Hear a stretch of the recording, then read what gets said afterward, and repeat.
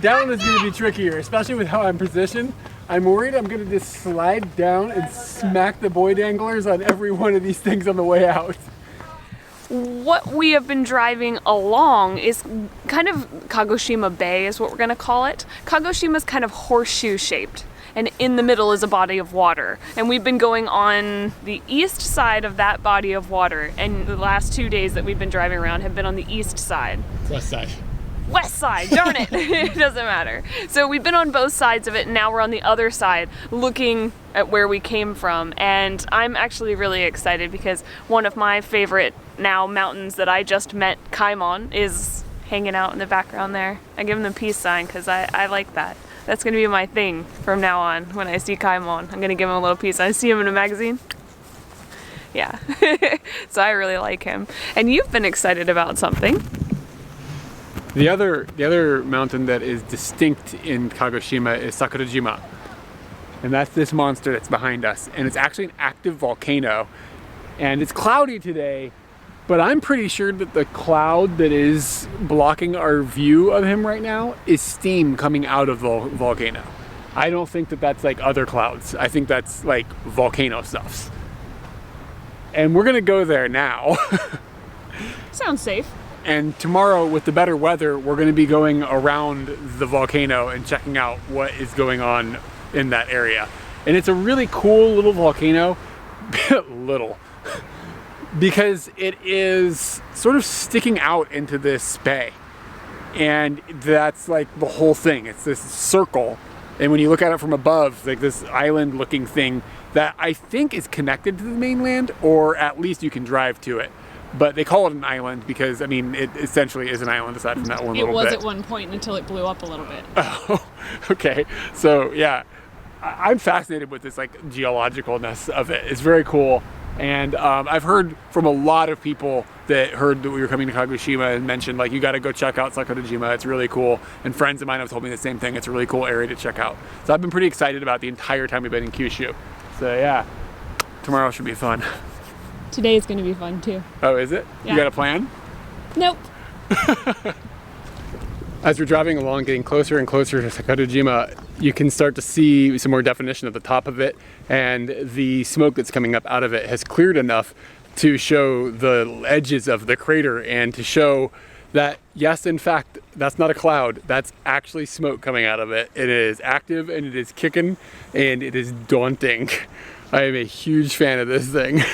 Fun word for the day? Caldera. Caldera. Yeah. What about cauldron? Or is that, no, that's Cauldron stuff. is what witches use. Caldera is the top of the volcano, of an active volcano. There we go. Yeah. Exciting stuff.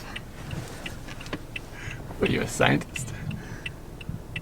No, just, I know vocabs. Are you a witch? Yes. We are now driving basically onto Sakurajima, and the first thing that I saw was a sign that said, beware of falling volcanic rocks, like eruption rocks, as I don't know what they're called in English, and then also beware of falling volcanic ash.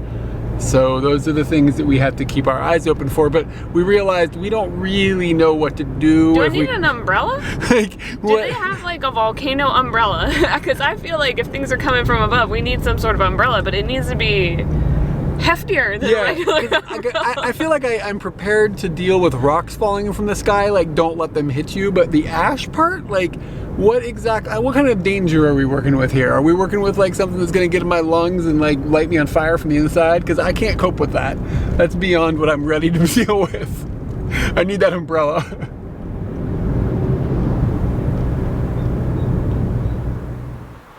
Found the map. And there's 2 spots on the map that say tunnel, lava shelter. We're going there now, come on. So is this supposed to protect us? I don't think it's gonna work. I mean, if something falls out of the sky, we're all right, but this was quite a hike from the car. It said lava tunnel, or like a lava shelter. Lava? It kind of can spread out if it wants to like go over here. Like an impact from above. This seems like protection for the lava.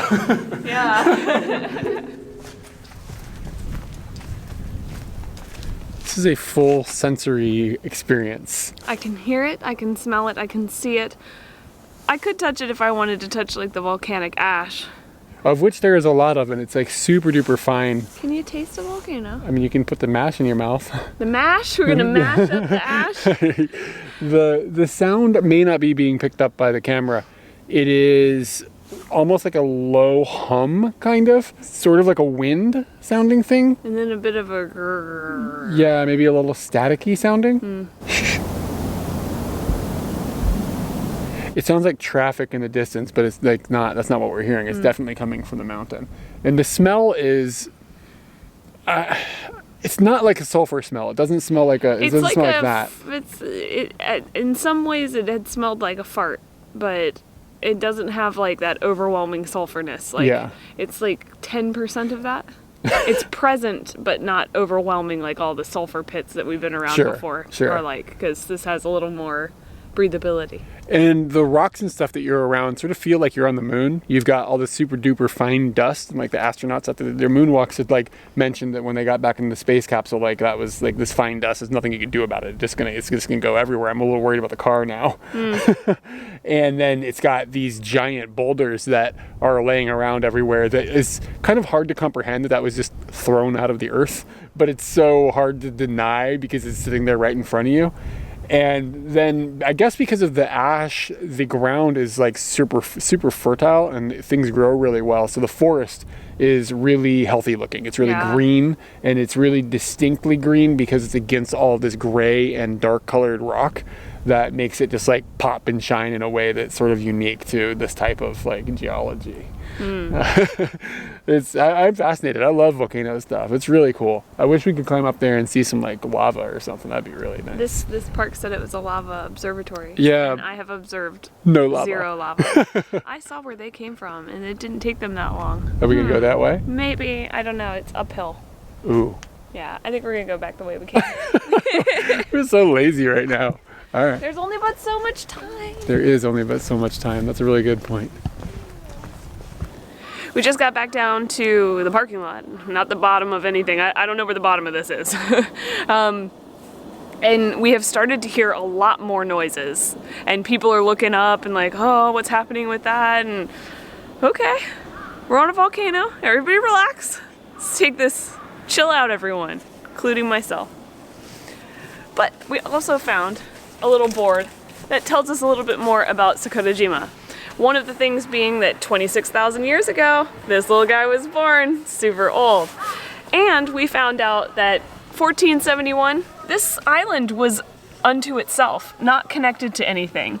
In an eruption, one of the 17 that they have, I don't know if that's the total or all that they found could be the total. In 1914, an eruption happened which connected the island to the mainland, and we drove across that today. Thank you, didn't have to pay for a ferry. Good job! That's not the, I thought we could still see it. Yep. We've come into the Michi-no-eki here on Sakurajima, and a lot of times they will have like local produce and stuff that they're selling along with all the omiyage and souvenirs and postcards and things like that. And this time we've come across a vegetable that I walked in, I was like, what in the hell is that? Like, I've never seen one quite like this.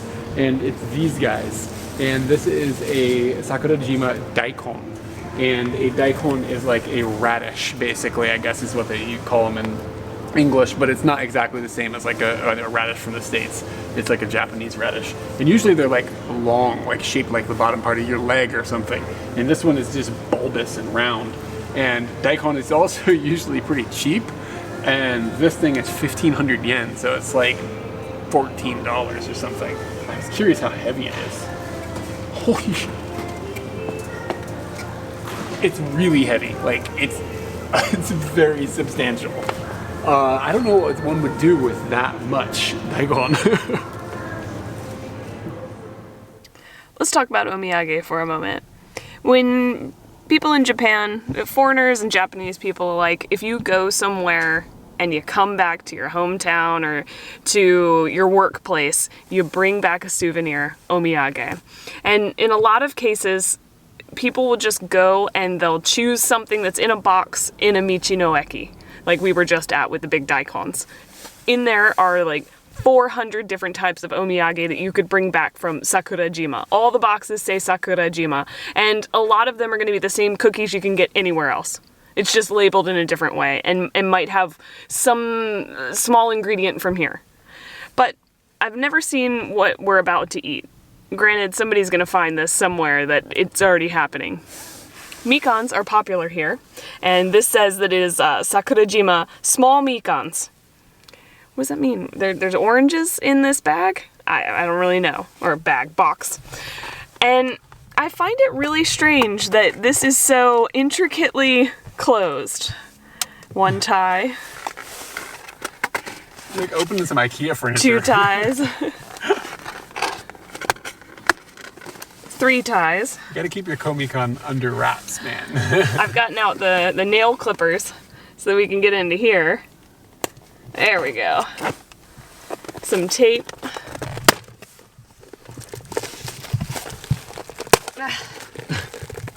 Oh my goodness. Did that do it? Good. We got the bubble wrap. And inside are some tiny oranges. And it looks like when you open one orange, you open them all. That's a bit of a bummer because I wasn't planning on eating all of these in one go. Can't smell anything through the bag.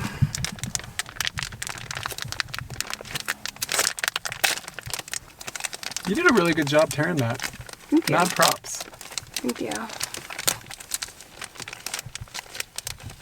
Can I get a little guy out of there without forcing the...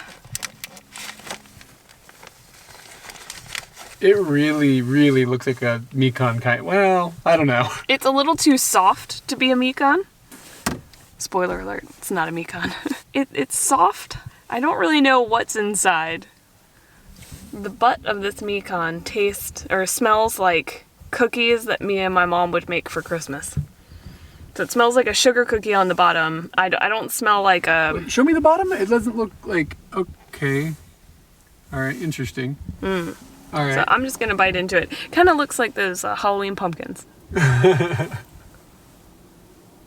Aren't all pumpkins Halloween pumpkins, essentially? Good point.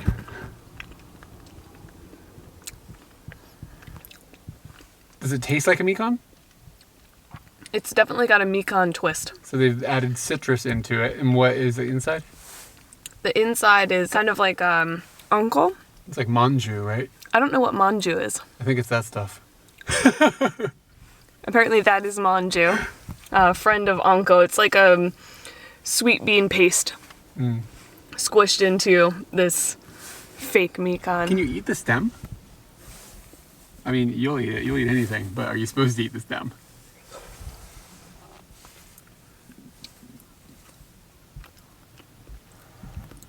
It's very hard. I'd say that you can. It's not... There's nothing special about it. Other than that it's kind of hard. But yeah, this is quite fun. These will not be something that I can take back for omiyage now that I've opened it, but it's a pretty good one for omiyage. Yeah, it is. Here, have a Mikan. What? Yo, if you have ever had these orange Hostess cupcakes, you've eaten one of these things before. It's essentially like the outside skin is exactly like the top of those things. No, exactly. It's not quite as sweet, but the flavor is basically the same. It's got this little citrusy bite to it. And I haven't had one of those things in like 10 years. And it took a one bite and I was like, whoa, flashback time. Like flashback to sugar heaven. We've come back over to Sakurajima and we're gonna do some more exploring today as the weather is much more beautiful than it was yesterday. And our first stop is this tori, this gate that would have been the entrance to a shrine back in the early 1900s. And like we had explained yesterday, there had been an explosion that was huge in the 1700s, and then there was another eruption in 1914. And this is a gate that had been affected by the 1914 explosion, as well as this entire town that we're standing in, where a whole lot of homes were destroyed. And this thing is 3 meters tall. But the ash that came out of the explosion from 1914 buried it all the way up to that point. just try to envision, like, I am 2 meters tall and there's only this much of it coming out. So there's only about a meter of it sticking out of the ground. So then there's an entire me that's underneath my feet right now that didn't exist until the eruption happened in 1914. And that's how much stuff fell out of the ground. Something else that was kind of interesting that it says over in the sign there, people knew that the eruption was going to happen 3 days in advance because the water in the wells started to boil. And a bunch of fish and stuff started floating up on the shore, and they were just dead. So I guess they were like getting cooked or whatever, or maybe gases or something were escaping. So there was a little bit of a fair warning that people were like, okay, this thing's about to pop. But it still was really super duper destructive. They were just, I mean, obvious if you think about the 2 meters of stuff that is underneath my feet right now.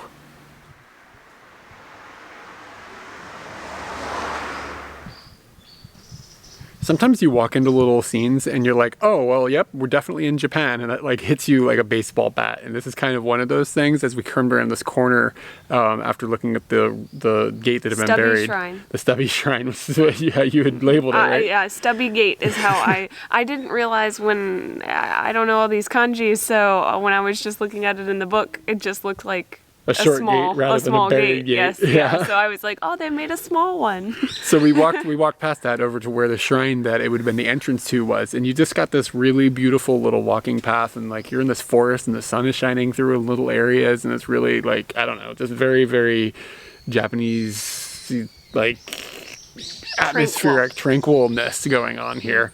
And there's nothing special about the shrine or anything that's sitting back here as far as we're concerned. It's just your typical little shrine, but it is a little bizarre. It seems like a little building more than it feels like you see from a little shrine. It seems like a little apartment or something. Yeah. And that's a little bit strange, but it doesn't seem to be like remarkable or noteworthy in any other way. It's not as stubby as expected. No, it is not. I'm sure that it was probably built after the gate was buried. The gate was adequate in stubbiness. I read another sign that said the gate was buried in a day. Wow. The eruption went on for a month, but the gate was buried in 1 day. Like 2 meters of Did they end stuff. up digging it out, and that's why they did dig it out at one point, and then the mayor or something was like, we should keep it how it is, so that people can like remember. It's like a remembrance for the people who could like died in the eruption, and like all the people that had their homes destroyed and stuff.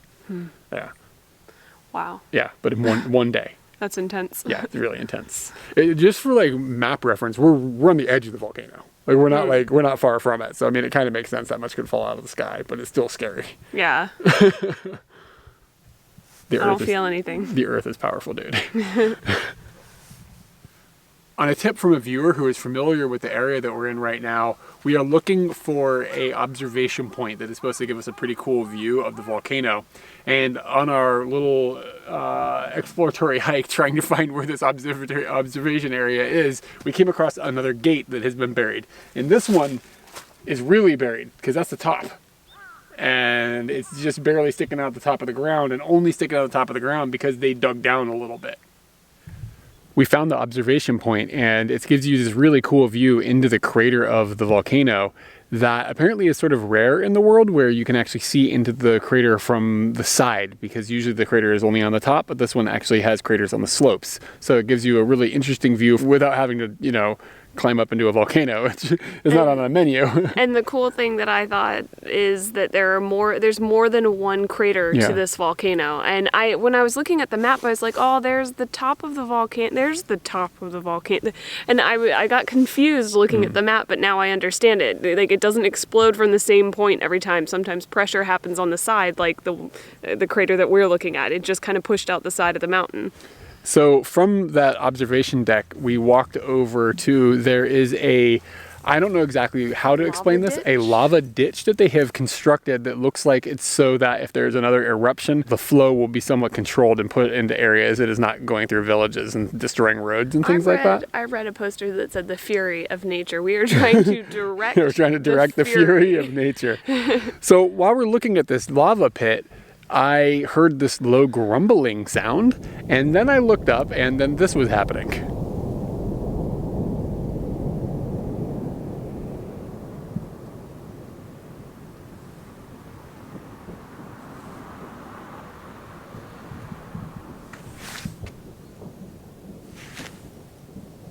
Oh my goodness.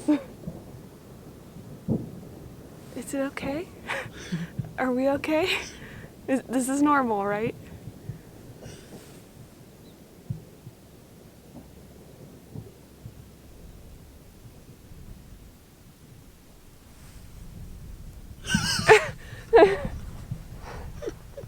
So that big cloud went up into the sky and it has slowly floated by us. Some of it's white and some of it's gray, and the white I think is steam, the gray is ash. And we actually could see some of the ash looks like it's just kind of raining down. So seriously, volcanic ash coming from the sky is real. It's happening like over there. And the cloud just kind of drifted past us, and when it got between us and the sun, we were in a shadow. It was that thick. It's astonishing. Yes. To the people that live around here, I guess they're just like, okay, this is just what happens all the time. But like, the earth is exploding behind us, and it is just unbelievable. I don't know. I can't even think of the words for this. And we were making a joke the other day about unforgettable, and then all these strange unforgettable things have been happening after we made that That's joke. true. So we should make that joke a little bit more often. This is unforgettable. I will remember that moment probably forever. Perhaps it's Kurobuta that is causing the eruption. He said he's made of the stuff from here. He's made from volcanic ash from Very cool. this island, and yeah. He's amazing. And so is his, like, mother. We got to experience, and I keep looking up there, it's still experiencing, it's still flowing out. The ash is still coming out of it, but we got to experience the sound. I did not feel the earth shaking or anything, which some people have said is a thing that can happen. There was no like tremor or anything. Yeah, I didn't but the feel sound, and then after the smoke had come out for a while, or the ash had come out for a while, you could smell it, and it smelled like gunpowder or something. Gunpowder or used fireworks. Yeah, it had that kind of smell to it. And I'm pretty happy the wind is blowing that direction rather than this direction. I saw it coming and I was like, ooh, is it coming this way? Yeah, it would be probably not destructive to us, but we would probably need to do laundry.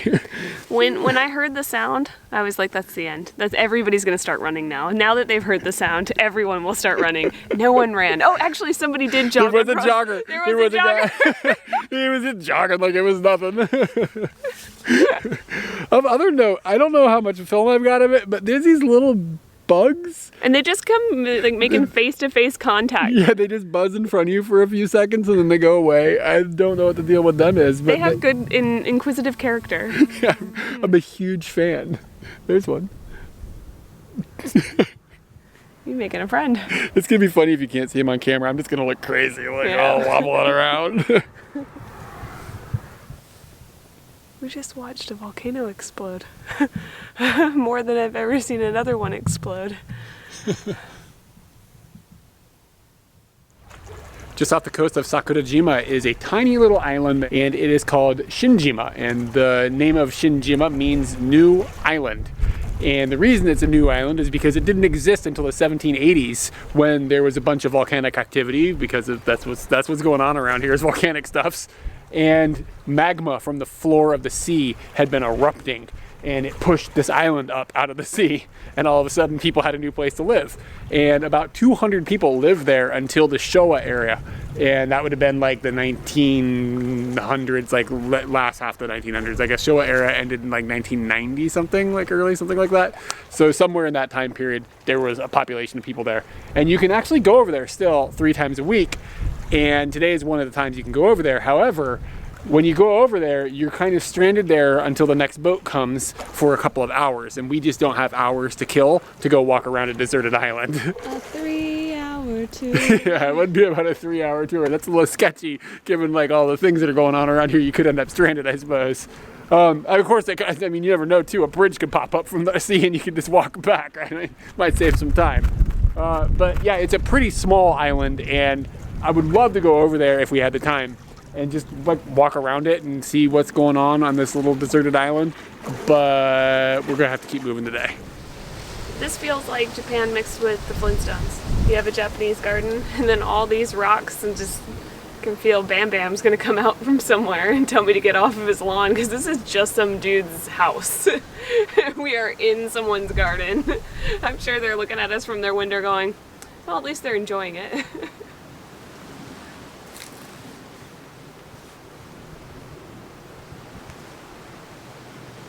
This in specific is sort of making me nervous. Like, this just looks like it's really susceptible to tippage.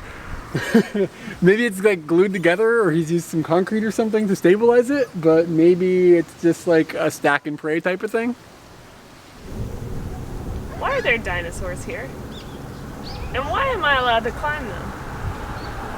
You think you're allowed to climb him, or you just are climbing him? People have. You're gonna slip, break yourself. Yeah, it's true. I don't feel comfortable about this at all. We stood next to a volcano that was barfing ash into the sky out, and this is the most dangerous thing we've done today. I know people have gotten all the way to the top, man. Are you prepared to jump down from up there? No? Why would I jump down from up there? How else are you gonna get down? Down's gonna be tricky, man. He doesn't look too happy about this. I noticed we didn't get any footage of you at the top of that dinosaur. All right, I'll take the purse off. God. Are you gonna try again? Yeah. Turn off the camera. No. Oh, I'm so scared. So when I was little, I went out into the woods and I climbed a tree and got to the top of the tree, and I was so happy. And I sat up there for probably a good half an hour, and then I realized I had to get down. And instantly I was just petrified. I couldn't do anything. I just sat screaming from the tree. So would they have to call the fire department like you're a cat or something? No, my grandfather came out and he helped me get down from the tree. But it took me screaming for like a half an hour for someone to come and get me. You want my hand? Good. Now I don't want to stick it. But we still don't have any footage of you at the top of the dino. So I came up with a plan. What's the plan? Give me your hand. Come on, let's come here. Let's find a dino that's more your size. Oh, okay. Maybe this guy. You might be able to get on his back. This stubby bastard. How do people get up here? Wait, you seriously can't get up there? Come on now. He runs on batteries. Yes. Success.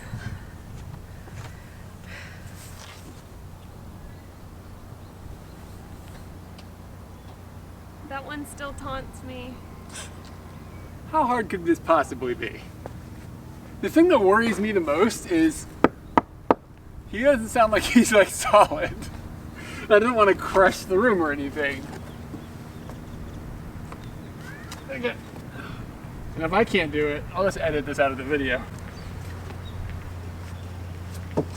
Oh, if you just use your knees. Things are in places I don't like them to be. That's as high as I feel comfortable going. Ta-da! It only took 3 tries. But I don't want to be the kid that gets stuck at the top of the tree.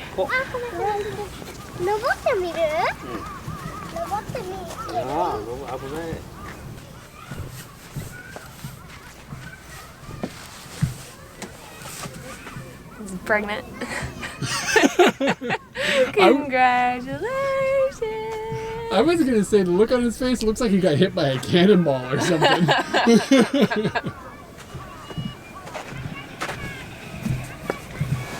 Uh-oh. Whoa. That's the business end. Yeah. They put the hole in the wrong place, man.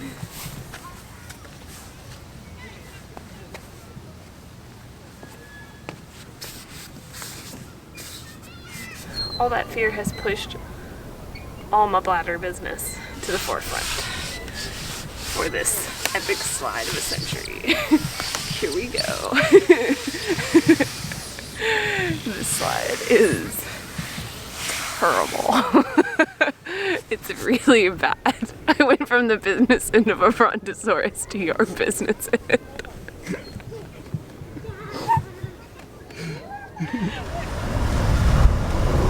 We've come around to the other side of the volcano, and there are 2 main peaks that are up there. There's the south one and the north one, and the south one is what we saw explode this morning. and it is the newer volcano, and it is the one that is still active. The north one has been dormant for a long time, 5,000 years or something. I was surprised to read that. Yeah, and it definitely looks like it's got an older vibe going on. It's like more chiseled and more mature looking. And that's actually how they, yeah, it's like me. That's how they determine the age of it actually, is like by looking at those areas where the lava would have flowed back in the day. And they can determine like how old the last eruptions were and stuff based on that kind of data. But yeah, I mean, it's got a much different looking vibe, even though it's attached to the other one. It's kind of cool to see that just by driving around the island, which isn't that far, like 20 kilometers or something. Like lava wouldn't flow down this side.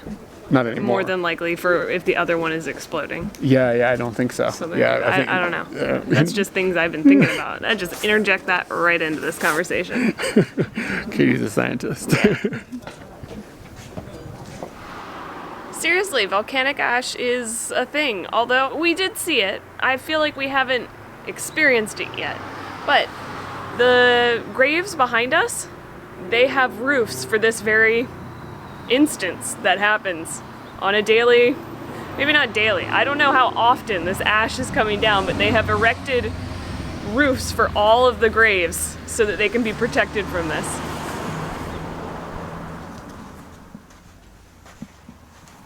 We came into the center of this little cemetery, and there are actually some graves that don't have any covering on them, and it becomes apparent very quickly why they have decided to put coverings on the other ones. Because if you come over here and you rub your finger along this, there's a lot of ash that has just fallen out of the sky.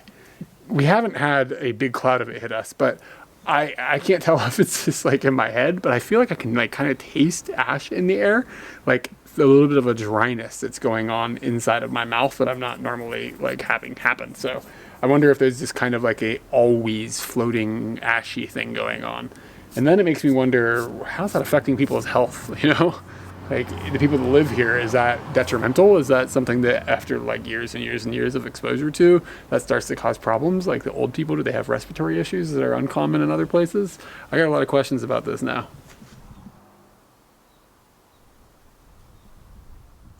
15 years ago here on Sakurajima, they had a gigantic concert. It was an all-night concert, which is a really cool concept to me. It said that the sun came up on 75,000 people watching this concert. Got to keep in mind that the normal population of this island is 6,000. What? That's more than 10 times the number of people that live here came to this island. I can't even imagine how they got them all on here, like just insanity. So they have this huge rock concert, and in commemoration of that rock concert, an artist took a gigantic lava rock and carved this portrait of a shout into the rock so that they could keep the feeling of the concert, the spirit of the concert in mind. Fruit on the side of the road. Can we trust it? Sure, it's Japan. I heard that here on Sakurajima you can get mini mikans, and these are the little guys I've been after.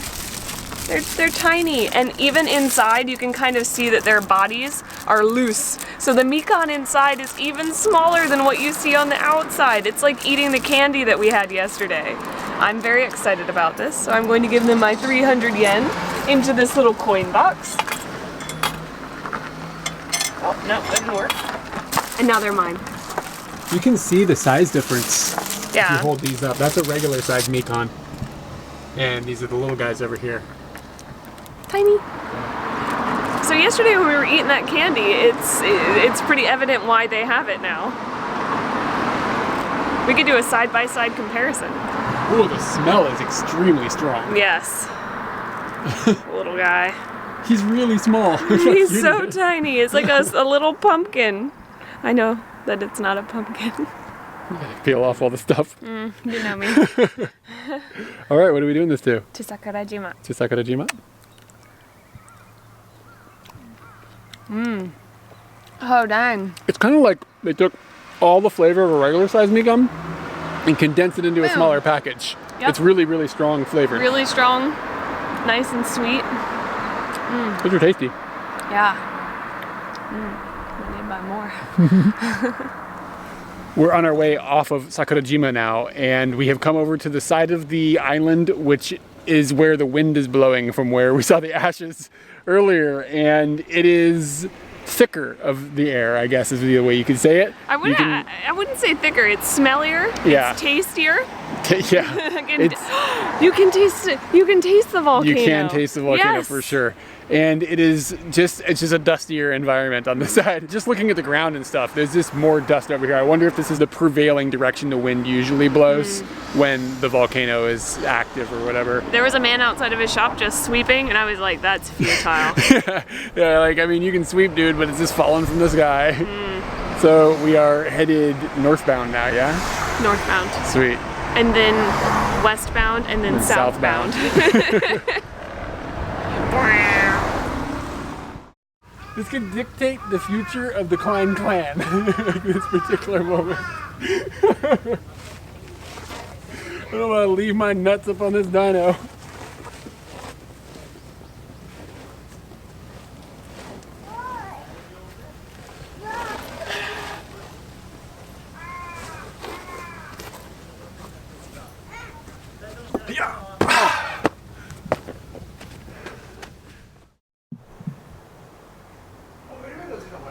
Just a bit more from our Kagoshima series before we move on to Shikoku.